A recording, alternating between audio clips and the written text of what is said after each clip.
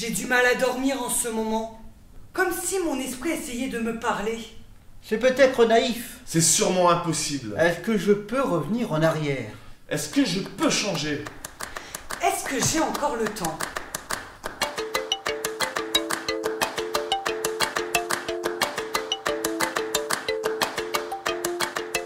Les ouragans, c'est les ouragans intérieurs qu'on ressent par rapport au bouleversement climatique et tout ce qui se passe en ce moment, sociétalement parlant.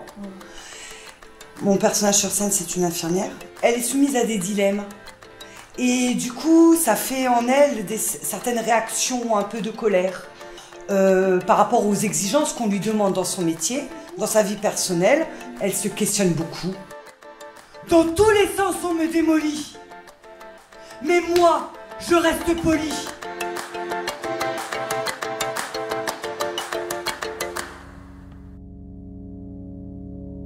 Dans le spectacle Nos ouragans, je joue Isaac, un cuisinier, qui au fur et à mesure de sa cuisine s'interroge sur la provenance de ces produits qui arrivent entre ses mains, donc leur histoire, de comment elles sont traitées, et il arrive à un questionnement où il se dit: j'espère que je ne cautionne pas un phénomène de société qui est néfaste pour la planète.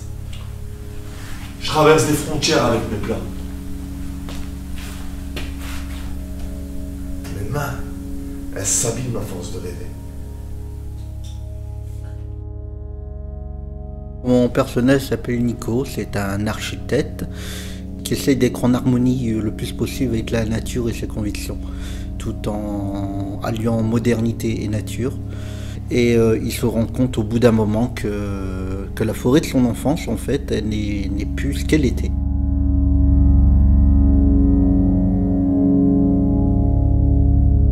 En regardant mon dernier projet, j'ai eu une vision déroutante. J'avais modélisé une vie synthétique. Je me demande si un jour on remplacera les arbres par des arbres en plastique. Il faudrait tout ce qu'il fasse un peu attention. Mais après, on n'est pas obligé de faire ça dans toute une ville.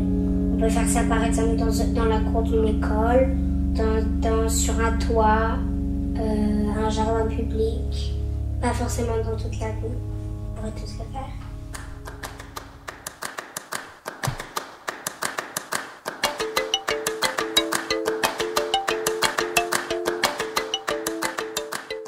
Dans le développement du projet de la compagnie, on a souhaité faire appel à Élise Ducrot qui est venue dans un premier temps nous rencontrer en 2018. On s'est rencontrés autour d'un premier laboratoire qui avait vocation à travailler sur la notion de théâtre d'objet. Et assez vite est arrivée l'envie aussi de travailler sur une approche documentaire au regard du projet et de la philosophie de la compagnie.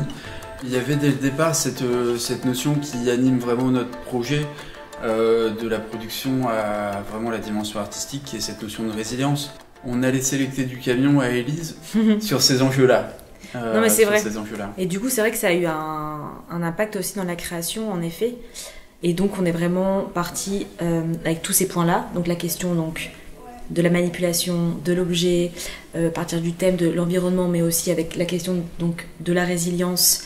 Donc beaucoup à base d'improvisation. Donc ça a été aussi assez nouveau aussi pour eux de découvrir cette nouvelle manière de créer. J'ai fait appel à Clément Bayeul pour la création lumière et Marie-Julie Peters-Esterac pour la scénographie et l'apprentissage du dispositif scénique parce que c'est un spectacle très visuel et notamment il y a tout un volet théâtre d'ombre, on travaille avec un rétroprojecteur et ça je pense que la question de transmission et d'apporter un savoir, notamment la Julie, le savoir qu'elle avait auprès de toute une équipe, c'est vraiment nourrissant, que ce soit pour la compagnie ou pour le projet.